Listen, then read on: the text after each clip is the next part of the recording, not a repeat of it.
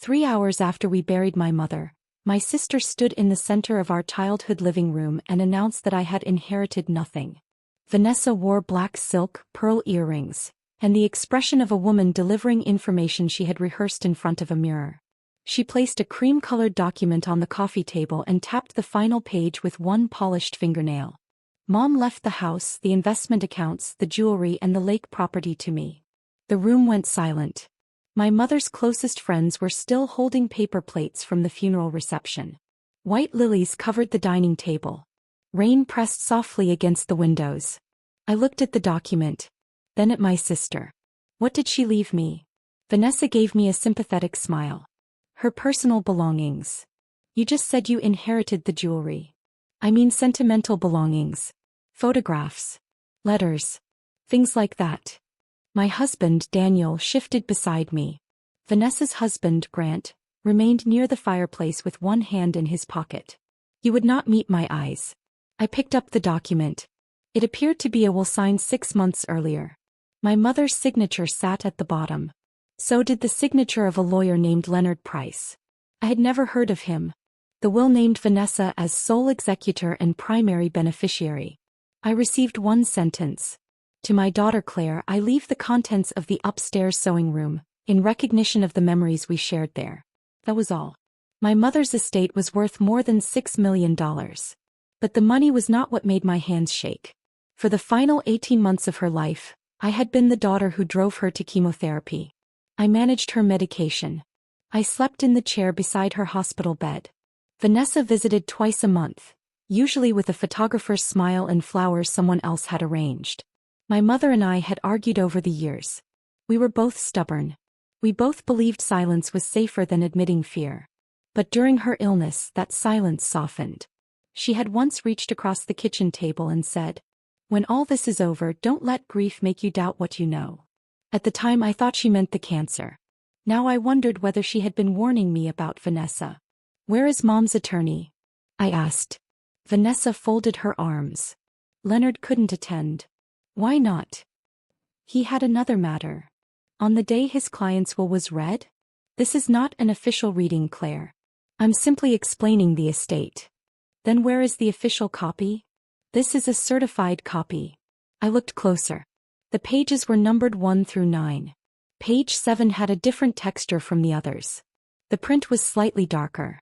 And my mother's signature appeared almost too clean. I had restored historical contracts and architectural plans for 15 years.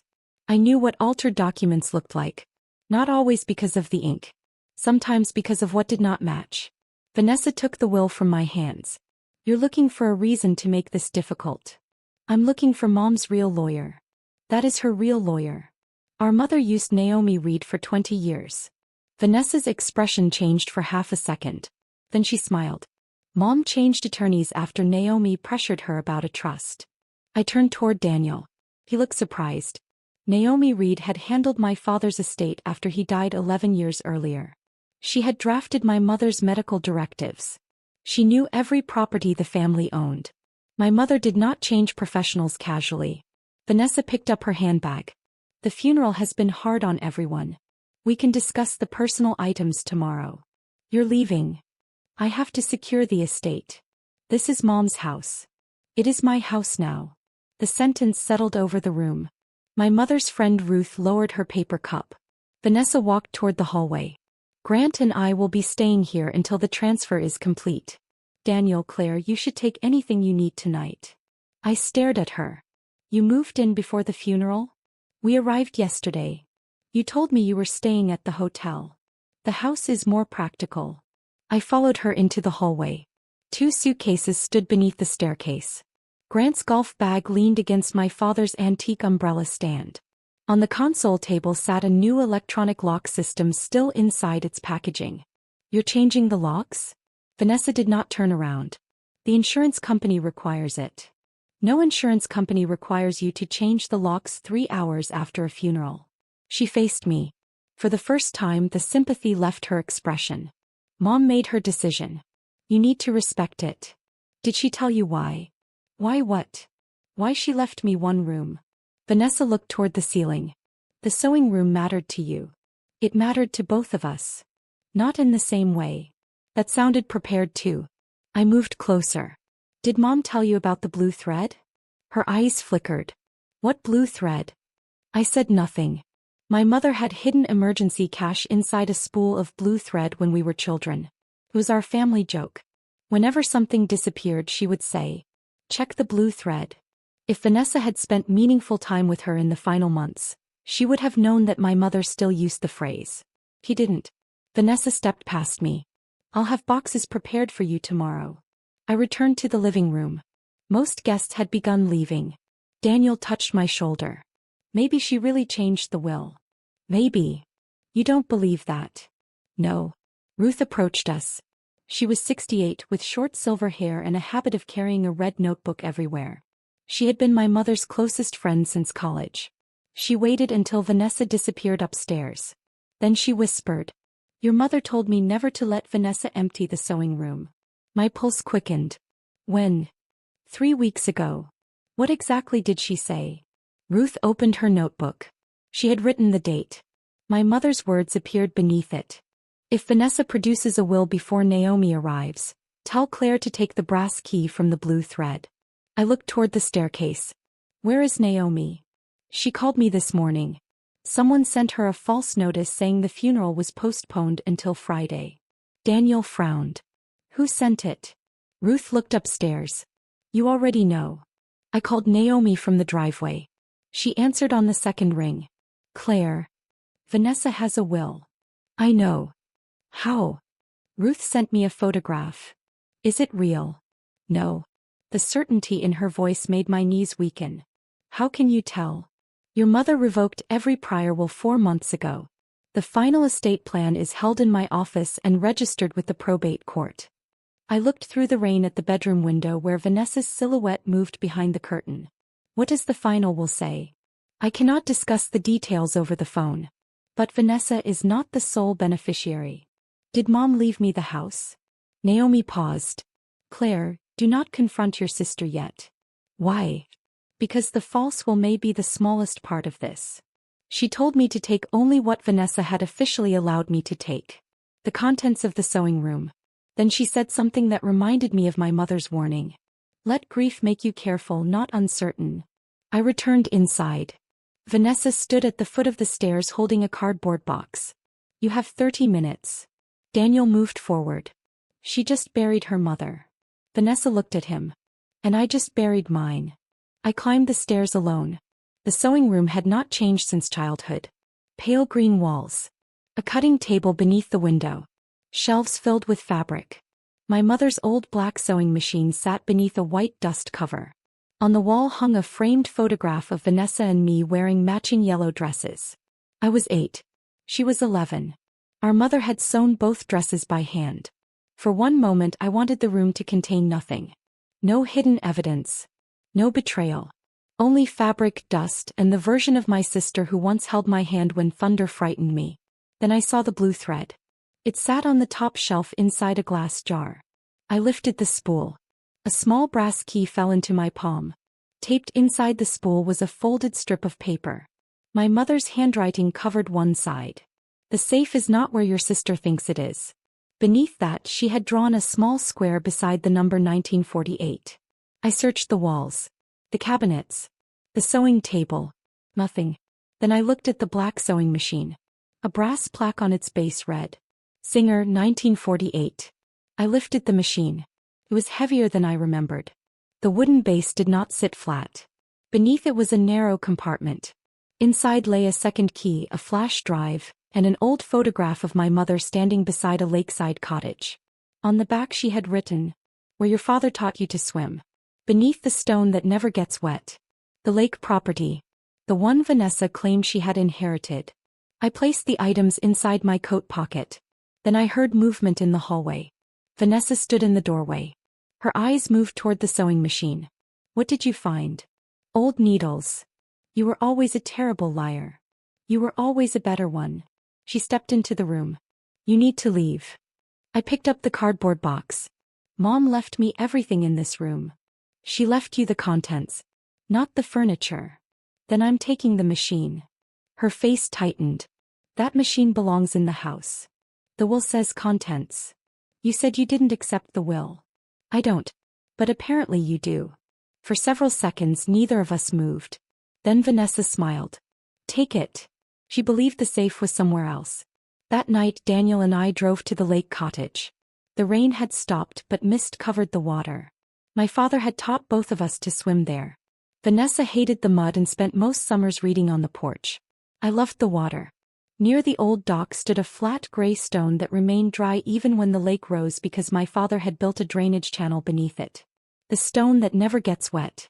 Daniel helped me lift it. A metal ring was embedded underneath. We pulled. A narrow steel door opened in the earth. Inside was a waterproof safe. The brass key fit. My hands shook as I turned it. Daniel aimed his flashlight into the darkness. The safe contained 3 things. A red leather ledger. A sealed envelope with my name. And a small digital recorder. I opened the envelope first. Claire, if you are reading this, Vanessa has shown you the false will. Do not blame yourself for believing her even for a moment. She has been practicing this deception longer than you know. My vision blurred. I continued. The estate is not the inheritance she wants. The records in this safe are. Open the ledger. Then play the recording for Naomi. Do not play it for your sister until the board meeting. I looked at Daniel. What board meeting? He opened the red ledger. The first page contained a list of dates, account numbers and transfers. At the top my mother had written, Harrington Family Foundation, unauthorized withdrawals. Vanessa had not only forged a will. She had been stealing from our mother's charitable foundation for 4 years. And the next transfer, $2 million, was scheduled for Monday morning. Naomi met us at her office before sunrise. She wore a charcoal suit and read my mother's letter twice before speaking. The Harrington Family Foundation had been created after my father's death. It funded housing for widowed women, scholarships for nursing students, and small grants for families dealing with cancer treatment. Vanessa became interim financial director when my mother grew ill. She told everyone she was helping. The ledger showed something else. Payments labeled as housing grants had gone to companies controlled by Grant. Scholarship funds paid for renovations at Vanessa's vacation home. A consulting firm received more than $800,000. The firm's registered address was a mailbox. The digital recorder contained conversations between my mother and Vanessa. In the first recording my mother sounded tired but clear. Why did Northbridge Consulting receive another payment? Vanessa answered. It handles grant administration. There are no reports. I told you the reports are delayed. Who owns Northbridge? Silence. Then Vanessa said, You shouldn't be reviewing accounts when you're taking morphine. My mother's voice hardened. My medication does not make numbers disappear. The second recording was worse. Vanessa said, You need to sign the updated power of attorney. No. You cannot manage the foundation anymore. I manage it well enough to know you moved money. You're confused. I am dying, Vanessa. I am not confused. There was a long silence. Then my sister's voice became cold. If Claire finds out about this, she'll turn you against me. My mother answered. Claire does not need to turn me against theft. I stopped the recording. 4 years, Vanessa had accused me of being our mother's favorite. It was never true. Our mother depended on me more during the illness because I showed up. But she admired Vanessa's confidence. Defended her ambition. Loaned money to her businesses. Covered her mistakes. The theft was not the act of a daughter who had never been loved. It was the act of someone who believed love meant immunity. Naomi opened the final registered will. My mother had divided the personal estate equally between Vanessa and me. But the house, lake cottage and investment portfolio were placed inside a charitable trust. I had been named lifetime steward. Vanessa was entitled to income from a smaller education trust for her 2 children, but only if she had not committed financial misconduct against the foundation. If the theft was proven, her interest would be suspended. She knew, I said. Naomi nodded. She discovered the new trust terms 2 months ago. How? Someone accessed a draft from your mother's home computer. Then she created the false will. And attempted to move foundation assets before probate opened. Daniel pointed at the ledger. What happens Monday? Naomi explained that Vanessa planned to merge the foundation's investment account with a private family office. Once transferred, the funds would be harder to recover. The receiving company was controlled by Grant. Can we freeze it? I asked. We can request an emergency order. But the bank wants evidence presented to the foundation board. When? Sunday afternoon. The day after my mother's memorial luncheon. Vanessa had scheduled the luncheon at the family house and invited donors, trustees, and local press. She told them she would announce my mother's final legacy initiative. Now we knew what that meant. She planned to present herself as the sole heir and permanent foundation chair before moving the money Monday morning. Naomi wanted to notify law enforcement immediately. I agreed. But we decided not to confront Vanessa before the board meeting. My mother's letter had been specific. Do not play it for your sister until the board meeting. She knew Vanessa would deny everything privately. The truth needed witnesses. At 10 that morning, Vanessa called. You took the sewing machine. Yes. You also visited the lake house. My grip tightened around the phone. How do you know? The caretaker saw your car. There was no caretaker. Vanessa had installed cameras. What were you looking for? She asked. Memories. Did you find any? More than I expected. Silence. Then she laughed softly. You always make everything dramatic. You announced I inherited nothing before Mom's flowers had wilted. She made a choice. Did she? You'll receive a probate notice next week. I thought Leonard had certified everything. He has. Then why do you sound nervous? Her voice sharpened. I'm not nervous. Good. I'll see you at the memorial luncheon. You're coming. Of course. You said we should respect Mom's wishes. After the call, Naomi looked at me. She knows something is wrong. Not what? Be careful. Vanessa spent the next 2 days reshaping the house. She removed my father's portrait from the study, changed the locks, placed her family photographs on the mantel. She sent donors an announcement describing herself as the sole heir to Margaret Harrington's personal and philanthropic legacy. But she made one mistake. She allowed me to attend the luncheon because excluding me would look suspicious. Saturday afternoon, I entered my childhood home wearing a dark green dress my mother had chosen for me the previous Christmas. Vanessa stood near the staircase greeting guests. She wore my mother's diamond brooch. Sentimental belongings? I asked quietly. Her hand covered the brooch. Mom gave this to me. When? Years ago. She wore it last month. She let me borrow it. Then return it. Her smile remained fixed for the donors approaching us. Not today. The luncheon began in the garden. White tables stood beneath canvas awnings. Photographs of my mother were displayed beside handwritten cards from foundation recipients. Vanessa had created a beautiful event.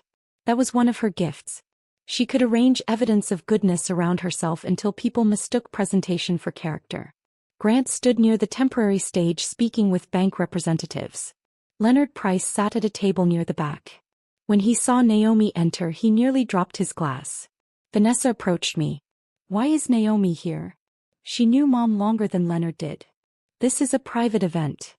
She is a foundation trustee. Not anymore. Yes, she is. Vanessa's eyes moved toward Naomi. What have you done? I attended our mother's memorial. Do not embarrass me today. That depends on what you announce. At 2 o'clock, Vanessa took the stage. She spoke about sacrifice, family, responsibility. She described our mother as a woman who trusted her completely. Then she held up the false will. Before her passing, my mother made the difficult decision to leave the management of her estate and foundation in my hands. People applauded politely. I watched Ruth open her red notebook. Naomi placed a folder on the table. 2 officers in plain clothes stood near the garden gate. Vanessa continued.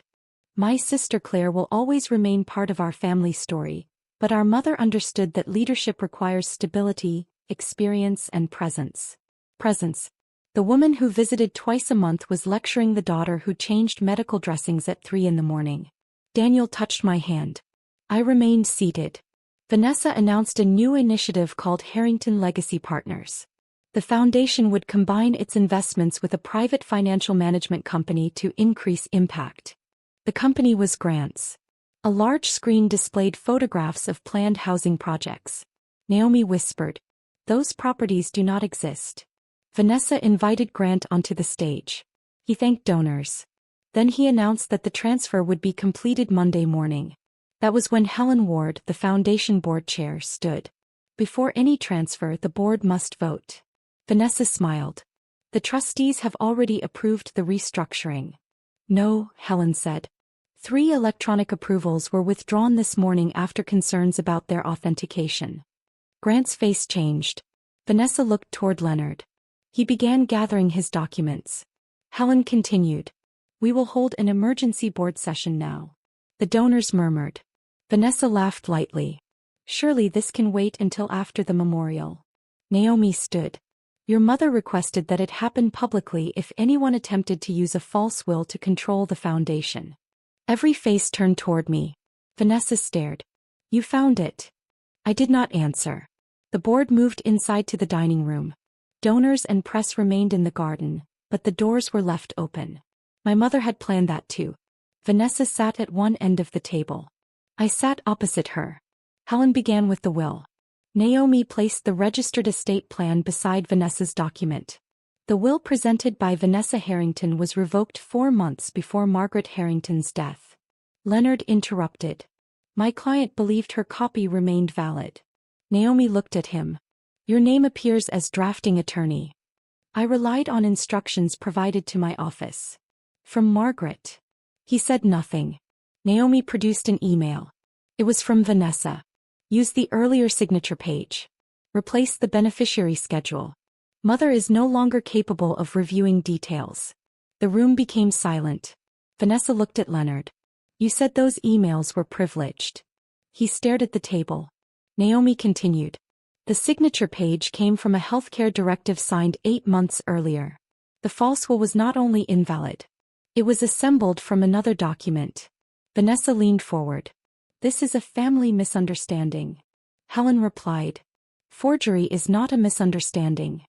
Then Naomi opened the red ledger. Transfer after transfer appeared on the screen. Northbridge Consulting. Grant Property Management. Harrington Events. All controlled by Vanessa or Grant. Vanessa's face remained composed. These were legitimate service providers. Then produce the services, Helen said. Grant stood. This meeting is hostile. We should leave. 2 officers stepped into the doorway. You may sit down, one said. Grant slowly returned to his chair. My sister looked at me. You did this. No. I placed the digital recorder on the table. Mom did. Then I pressed play. My mother's voice filled the dining room. Weak. Steady. Alive enough to make everyone stop breathing. I am recording this because my daughter Vanessa has repeatedly told others that my illness affects my memory. Vanessa's face collapsed. The recording continued. My memory is intact. My records are accurate. Vanessa moved foundation money without authorization and attempted to pressure me into signing control documents. Ruth covered her mouth. My mother continued. Claire does not know about these thefts. She has spent her time caring for me, not investigating her sister. If Vanessa later claims Claire manipulated me, that claim is false. Vanessa stood. Turn it off. No one moved. I still love both my daughters. But love cannot require me to protect one daughter by allowing her to harm the other. My eyes filled. I had not heard that part at Naomi's office. She had saved it for the board. The safe contains the financial record. The original files have been delivered to investigators. If Vanessa stops the transfer, admits what she has done and begins repayment before my death, the trust allows mercy. Vanessa gripped the edge of the table. The recording paused. Then my mother's final words played. If she produces the false will after I am gone, she has chosen inheritance over family. Let the documents answer her. The room stayed silent after the recording ended. Vanessa looked at me as if I had betrayed her. You always wanted Mom to choose you. No. My voice was quieter than hers. I wanted her to survive. You loved making me look selfish. You stole from cancer patients. I borrowed money from a foundation our family created. For yourself. For my children. You renovated your vacation home. Because Grant's business was failing. Grant looked at her. He had said too much. Helen called for the vote. Vanessa was removed as interim financial director. Grant's company agreement was cancelled. Every account connected to the foundation was frozen. The police took possession of the false will, ledger, and transfer records. Vanessa was not handcuffed at the table. Consequences are not always dramatic at first. An officer simply asked her to accompany him for an interview. That calmness frightened her more than shouting would have. Before leaving, she removed my mother's brooch and placed it on the table. Then she looked at me. "You'll regret humiliating your own sister." I picked up the brooch. No. I looked at the open garden doors where our mother's photograph stood among the lilies. "I regret that Mom had to plan her own funeral around what you might steal." The investigation lasted 11 months. Vanessa claimed Grant controlled the companies. Grant claimed Vanessa authorized every transfer. Leonard claimed he believed the false will was a draft. Metadata showed he created it 3 days before my mother died. The foundation recovered most of the money. Some had already been spent. Vanessa sold the vacation home. Grant sold 2 investment properties. Insurance and restitution covered the remaining loss. Neither of them escaped consequences. But neither disappeared into a dramatic ending either. Real accountability arrived through court dates, financial restrictions, legal fees, and the public record of what they had done.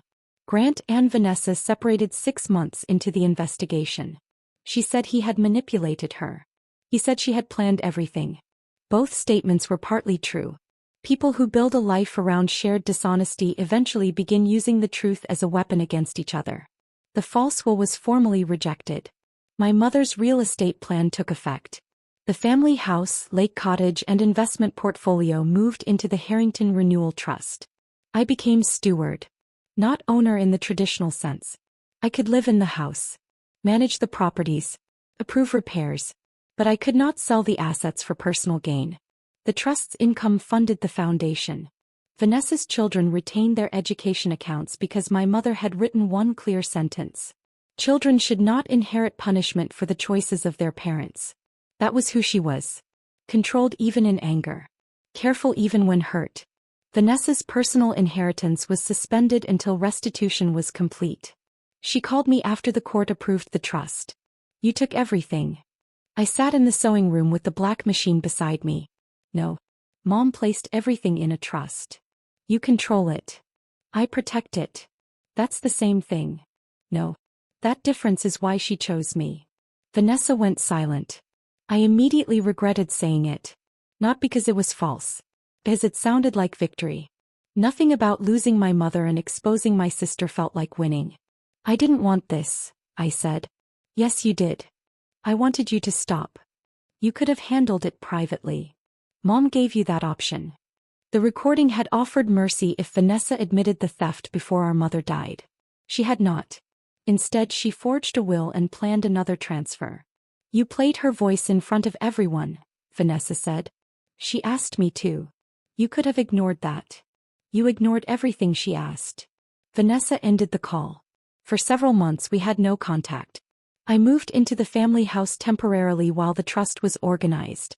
The first thing I did was remove the electronic locks Vanessa installed. The second was return my father's portrait to the study. The third was place my mother's brooch inside the sewing room cabinet. I could not wear it. Not yet. Ruth helped me review my mother's personal papers. Most were ordinary. Medical receipts. Birthday cards. Recipes written on envelopes.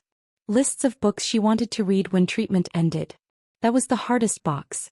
Plans made by someone who believed time might negotiate. At the bottom was a letter addressed to both daughters.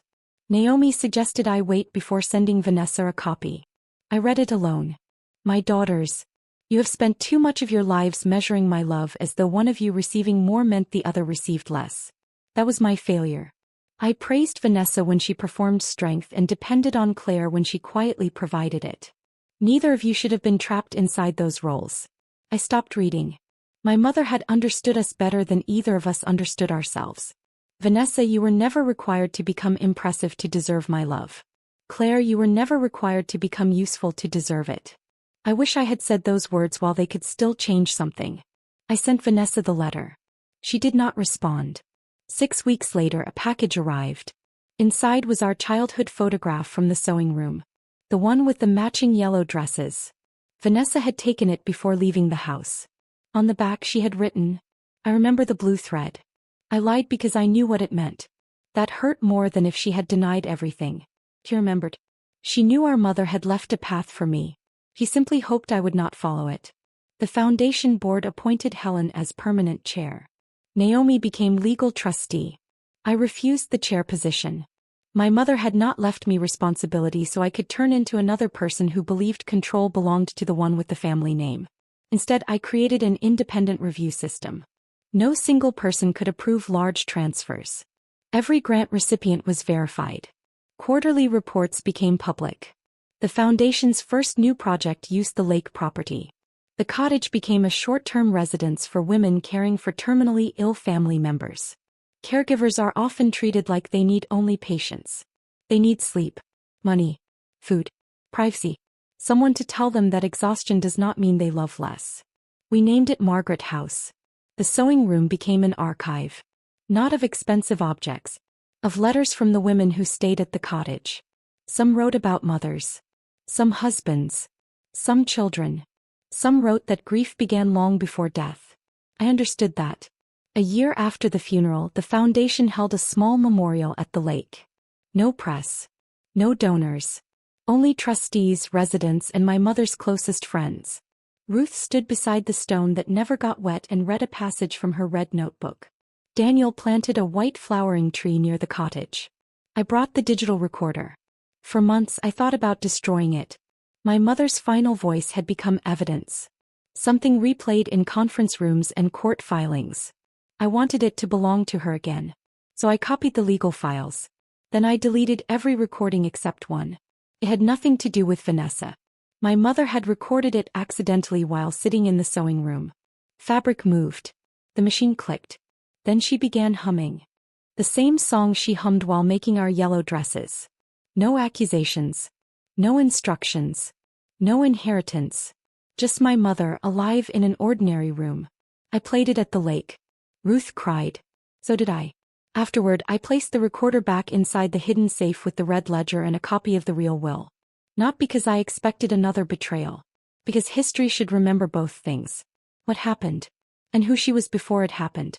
Vanessa did not attend the memorial. But 2 weeks later she requested a meeting. We met at a quiet cafe halfway between our homes. She looked older. No pearls. No polished performance. She sat across from me and placed an envelope on the table. It contained the first restitution payment from her personal income. The court already takes money from the property sales, I said. This is separate. Why? Because Mom gave me a way to stop before she died. Her voice shook. And I didn't. I waited. She looked toward the window. I kept telling myself I was only borrowing it. Grant's company would recover. We would repay everything. Then Mom started asking questions. So you told her she was confused? Yes. And forged the will? Yes. It was the first time she said it without explanation. No family pressure. No husband. No childhood comparison. Just yes. I hated you, she whispered. Why? Because when Mom got sick you knew what to do. I didn't. You looked like you did. I cried in my car before every appointment. Vanessa looked at me. I didn't know that. You never asked. No. We sat quietly. Then she said, "Do you think she forgave me?" I thought about the recording. The trust. The education accounts protected for Vanessa's children. The option for mercy she ignored. I think she loved you. That isn't what I asked. I know. I could not speak for our mother. Forgiveness is not something the living should manufacture to make guilt easier. Vanessa nodded. I understand.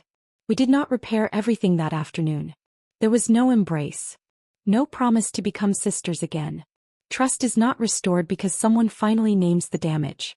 But she continued making payments. He entered financial counseling. He stopped fighting the trust. And once a month she sent a letter. Some I answered. Some I did not. Boundaries allowed the possibility of change without requiring me to pretend change had already happened. 2 years after my mother's death, I finally wore her diamond brooch. Not to a gala. To the opening of a second caregiver residence funded by the recovered money. A young woman approached me after the ceremony. Her father had late-stage cancer. She had left her job to care for him. I thought I was failing because I was tired of being needed, she said. You're not failing. How do you know? Because I once believed the same thing. She touched the key to her temporary room. This place saved me. I looked at the building. Then at the brooch pinned to my coat. For the first time the inheritance made sense. My sister believed our mother had left her everything because she measured inheritance through ownership. The house. The accounts. The jewelry. The authority to place her name at the top of every page. But the hidden safe contained what our mother truly left behind. A record of the truth. A chance to protect people who could not protect themselves. And a final lesson neither daughter had understood while she was alive. Love is not proven by what someone allows you to take. It is proven by what you refuse to destroy. Vanessa opened the false will because she believed the signature gave her everything. I opened the hidden safe and discovered that our mother had already placed the estate beyond both our greed and grief. In the end, I did not inherit $6 million. I inherited a responsibility. My sister inherited consequences. And both of us inherited the same final question. What do you do when the person who loved you is no longer there to stop you from becoming the worst version of yourself? Vanessa answered too late. I almost answered through anger. My mother answered before either of us. She left documents, witnesses, a hidden safe, and one recording that made silence impossible. Tell me in the comments where you're watching from. What would you have done if your sister claimed your mother left her everything? Would you confront her immediately, or stay calm until you found what your mother had hidden? Subscribe to Her Final Move for more fictional stories about family betrayal, hidden evidence, intelligent revenge, and women who refuse to surrender the truth.